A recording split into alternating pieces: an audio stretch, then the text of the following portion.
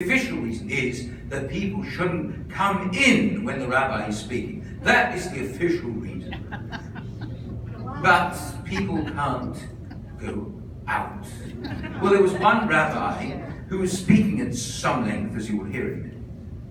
And a woman got up and tried to leave. And the usher said, "You cannot leave." And she says, "Why?" She says, "The rabbi is giving the sermon." She says, "I have to leave." He says, "Why?" She says, "Because I'm pregnant and I'm about to give birth." And he says, "You shouldn't have entered in this condition." And she says, "I didn't."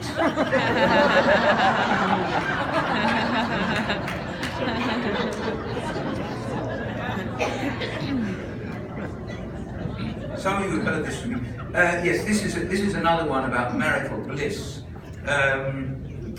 This may have happened in Florida, it may have happened in Chicago, it may have happened in New York, I'm not sure. Anyway, you have there's a woman, Jewish lady, sweet Jewish lady, who is arrested.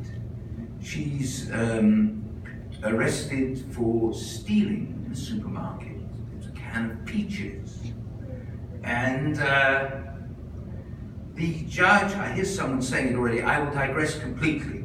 When you tell a joke to a Frenchman, he laughs 3 times. Once when you tell it, once when you explain it, and once when he laughs, because the Frenchman loves to laugh. When you tell a joke to an Englishman, not me, he laughs twice. Once when you tell it, and once when you explain it. He'll never understand it. When you tell a joke to a German, he laughs once when you tell it. He can't understand it, and he'll never let you explain it. When you tell a joke to a Jew, you don't get past the first line. First of all, I heard it before. Number 2, you're telling it wrong. And number 3, I'll tell it to you, but you should have told it to me in the first place. And the reason I'm saying that is because as I was telling you the story about the peaches, I heard someone joining in, so it reminded me of this. Anyway, she's arrested for stealing a can of peaches, and the judge says, "Why did you do this?"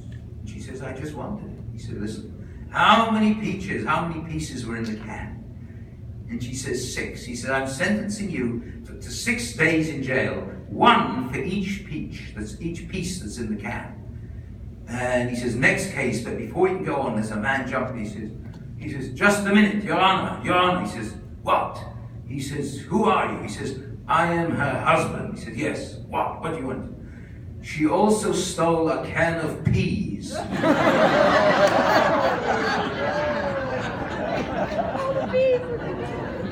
That's right, they got together again soon.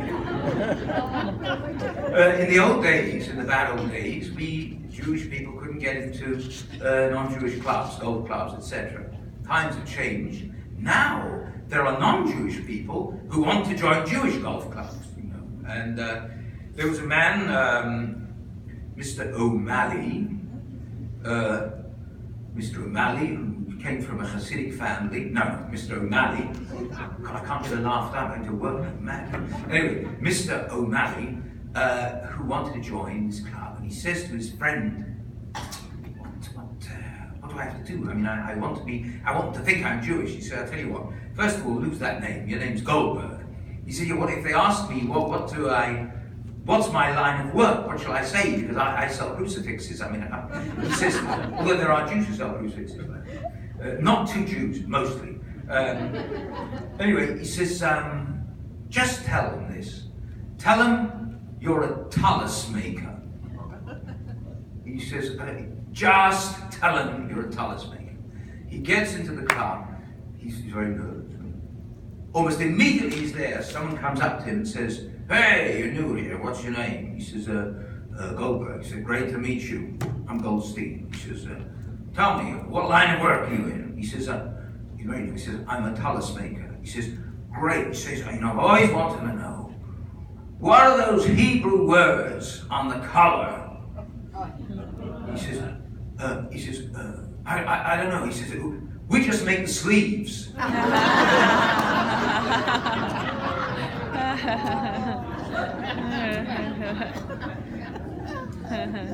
I have here, somewhere,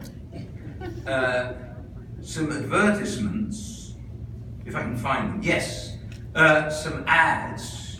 I've told this many times before, but I've told everything before. Some ads that appear in papers. For the younger people here, there's some younger people coming in right now. There was a time, it's impossible to believe, when we didn't have these things that we were asked to switch off. We didn't have the internet. So people used to either the shadchan, the matchmaker would be there. People used to put ads in the papers. So we have several ads that appeared in the papers, people wanting to get married. A Jewish businessman, 49, manufactures Shabbos candles, Hanukkah candles, Havdalah candles, Yahrzeit candles, seeks non-smoker. Female graduate student studying Kabbalah, Zohar, exorcism of Dibbuks, seeks mensch. No weirdos, please.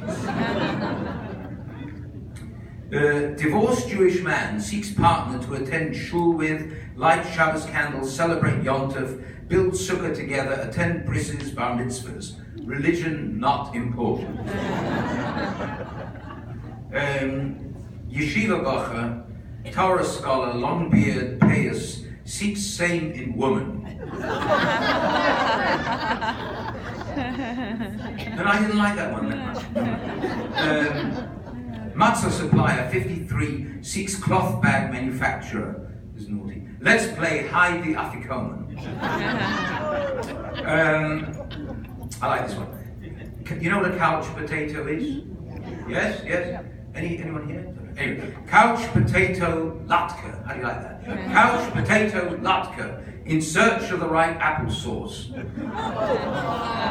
Let's try it for 8 days. Who knows? That's sweet, isn't it?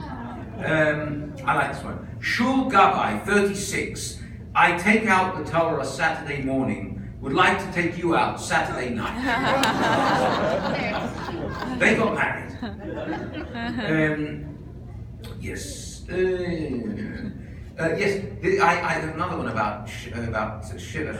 This is very sad. This fellow says, I have a problem. He says to a friend, I have a problem. Every woman I bring home, my wife. That's a different kind of joke. I'm a rabbi. Every woman, unless you want me to go there, no. Every woman I bring home, my mother doesn't like her. I tell you, he says, you know what you do? Find someone who's like your mother. A couple of months later, he sees him. He's still looking brown, miserable. He says, what happened? He said, I found a woman exactly the same as my mother. Looks the same disposition, same coloring, same gestures, emotionally the same. So he says, my father couldn't stand her. By the way, anyone who wants to object or raise any questions at any point, please feel free. This letter we're just coming to Rosh Hashanah. Dear God, it came about this time here. Dear God, I am an 83-year-old widow living on a very small pension. Yesterday, someone stole my purse. It had $100 in it, which was all the money I had until my next pension. Next week is Rosh Hashanah, and the week after is Yom Kippur. I'd invited 2 of my friends over for us to celebrate. Without the money, I have nothing to buy the food with. I have no family. You're my only hope. Can you please help me? Sincerely, Yetta. Well, it arrives in the mail, and it's addressed to God. So one of the people in the post office opens it, and shows it around. And all the people in the post office have, is anyone here from England? No, because when I told this once, I used a phrase we used in England, and no one knew it. They had, I said, a whip round. A whip round means a collection. You'll learn an English phrase there. They had a collection, and they managed to come up with $95, and they sent it to this woman. Second letter arrived after Yom Tov. Dear God, how can I ever thank you enough for what you did for me? What you did was a real mitzvah. The idea of God doing a mitzvah is an interesting idea, but we won't go into that. Because of your gift, we had a wonderful time, a wonderful Yom Tov. By the way, there was $5 missing. I think it must have been those ganovim in the post office. For those who don't know, ganovim means thieves. Thieves. What is, oh, it's funny. I'm guessing. Yes. I told this one once in a house, and I got no laughs at all. So, as an act of defiance, I will tell it to you here.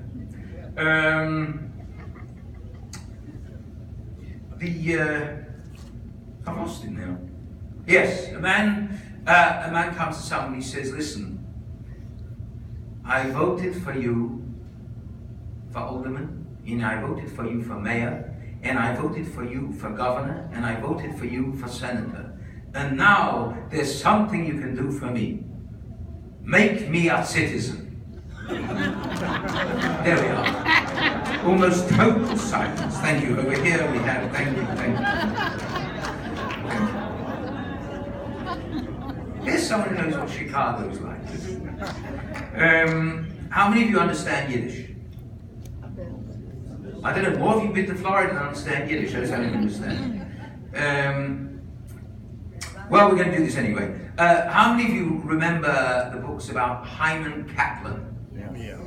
Even fewer, gewaltig, what's happening to the world? Anyway, Leo Rosten wrote that under the name of Leonard Q. Roster. And he has this character, Hyman Kaplan, who's trying to learn English and is the bane of all his teachers. He says to him, well, give me the comparative and the superlative of good. You know, good, better, best. He says, good, better, first class. Then he said, bad. He says, bad, vice, rotten. I'll get 3 laughs on these. You'll say, anyway, so he says, so we have these in Yiddish too. This is not in Leo Rosten. I'm not going to translate this. This is just for those who know Yiddish. You can explain it. You explain it to the others, because I can't. Reich, ungestoppt, auf mir gesucht. Okay, good. That's just for you. This is a private joke. Okay, here we go. Mies, what's mies? Ugly. Ugly. Remember one of the Woody Allen films? He goes up to a lady and says, how are you? You're mieskite. Okay. Mies, chalushes, Ashenel Lakeman in Räder. This is just for the few, for the you understand? Explain. Yes. These are the 2 little children in the hospital, and they're lying next to each other. And one says to the other, "What are you in here for?" And he says, "I'm getting my tonsils out. I'm a bit nervous." "Ah," he says, "you have nothing to worry, don't worry." He said, "I had that done when I was 4. They put you to sleep, and when you wake, they give you lots of jello and ice cream. It's nothing. What are you here for?"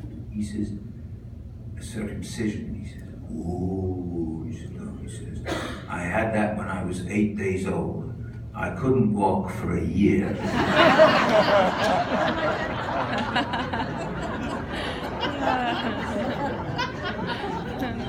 You know, we always have to, for sure, we have to raise money. Shuls, the federation, everyone has to raise money. Someone goes around to a very wealthy man. They've never got anything from him before, but he's got the right kind of name. So they go to him and say, "Look, we need a donation. You know, the federation, this, that, the other." He says, "Look, I'm telling you something. Listen to me, because I'm going to tell you once, and that's it, and then you can leave. I'm not Jewish. My father wasn't Jewish. And my grandfather, Oliver Sholem, wasn't Jewish either."